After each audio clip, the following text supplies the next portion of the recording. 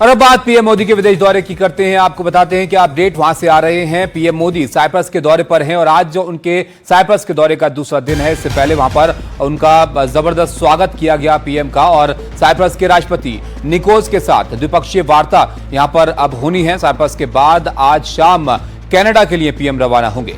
दादे कनाडा में G7 शिखर सम्मेलन में प्रधानमंत्री हिस्सा लेने के लिए पहुंचेंगे और कल साइप्रस पहुंचने पर राष्ट्रपति निकोस ने एयरपोर्ट पे प्रधानमंत्री का रेड कार्पेट बिछाकर स्वागत किया।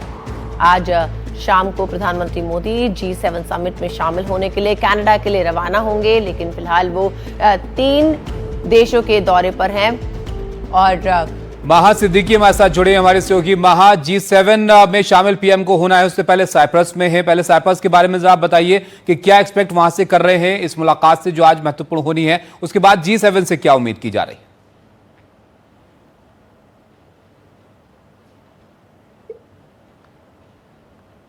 मुझे स्टूडियो पर ऑडियो नहीं आ रहा, लेकिन जी प्रधानमंत्री नरेंद्र मोदी के कनाडा के दौरे की चल रही है, तो मैं जो यहाँ से लेटेस्ट जानकारी है वो आपको दे देती हूँ। पहले तो प्रधानमंत्री नरेंद्र मोदी 16 तारीख की दोपहर को कनाडा आएंगे। यहाँ पर वो आउटरीच, जो G7 का आउटरीच सेशन है, उसमें 17 तारीख को भाग लेंगे।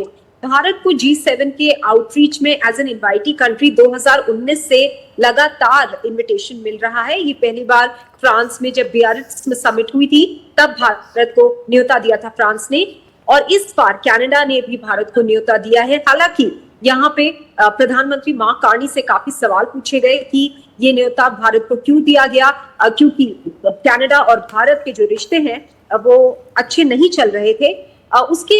उसके जवाब में मार्क कार्नी ने ये साफ कर दिया कि भारत क्योंकि 5वीं सबसे बड़ी इकोनॉमी है दुनिया की और सप्लाई चेन में बहुत ही अहम भूमिका निभाती है, इसलिए भारत का इस हाई टेबल पे होना जरूरी है। लेकिन ये यात्रा प्रधानमंत्री नरेंद्र मोदी की कनाडा की इस वजह से भी बहुत अहम है, क्योंकि कनाडा के साथ 2 सालों से भारत का रिश्ता खराब चल रहा था। यहाँ तक कि जो टॉप डिप्लोमैट्स हैं दोनों कंट्रीज के, यानी कि जो हाई कमिश्नर्स हैं, वो हटा दिए गए थे। दोनों देशों ने अपने हाई कमिश्नर्स को वापस बुला लिया था। इसके चलते ये क्या एक आइस ब्रेकर होगी जब प्रधानमंत्री नरेंद्र मोदी मार्क कार्नी से मिलेंगे? इस पे सारी नजरें इस वक्त जुड़ी। महा, एक छोटा सा अपडेट और आप दीजिए अगर आप आवाज सुन पा रहे हैं। कौन कौन सी बायलैटरल्स यहां पर होनी है? जी, बायलैटरल्स की जहां तक बात है, एक बायलैटरल तो तय है प्रधानमंत्री मार्क कार्नी के साथ। ये इस वजह से क्योंकि वो होस्ट कंट्री है और क्योंकि काफी अहम मुद्दे दोनों देश जो हैं इस वक्त अपने जो रिश्ते हैं उसको सुधारने के लिए देखना चाहता है। इसमें जहां तक हमें जो एक सोर्सेस के थ्रू खबर मिलती है, उसके द्वारा हमें ये समझ में आया है कि किसी तरह का अग्रीमेंट एक पॉसिबल है, अंडरस्टैंडिंग हो सकती है दोनों देशों के बीच में कि कैसे जो क्राइम सिंडिकेट्स हैं या इंटेलिजेंस शेयरिंग है इस पे किस तरह का एक ये दोनों देश साथ दे सकते हैं एक दूसरे का। और दूसरी तरफ ट्रेड को बढ़ावा देने के लिए मार्क कार्नी बहुत जोरों शोरों से दम लगाएंगे। वो एक बैंकर रहे हैं, इकोनॉमिस्ट रहे हैं, तो उनकी नजरें ट्रेड पे जरूर रहेंगी।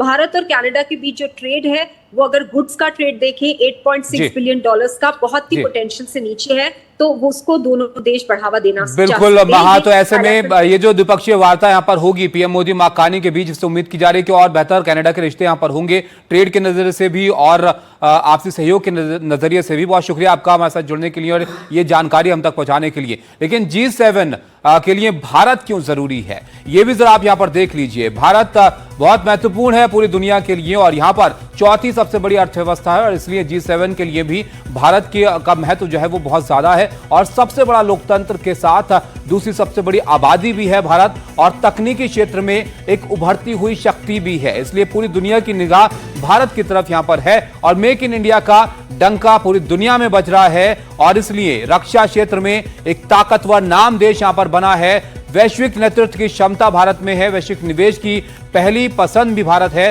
तमाम देश जो हैं दुनिया भर के, वो इस लिहाज से भी भारत की तरफ देखते हैं कि वहां पर निवेश की संभावनाएं उनके लिए बहुत हैं, क्योंकि एक उभरती हुई अर्थव्यवस्था है, भारत तेजी से आगे बढ़ता हुआ देश है और भारत के बिना कोई भी चर्चा यहां पर अधूरी है। इसलिए G7 जो यहां पर आयोजित हो रहा है कनाडा में, इसलिए भारत का महत्व यहां पर काफी ज्यादा है और लगातार भारत को यहां पर न्योता G7 के लिए मिलता रहा है। इस बार भी पीएम इसमें शामिल हो रहे हैं।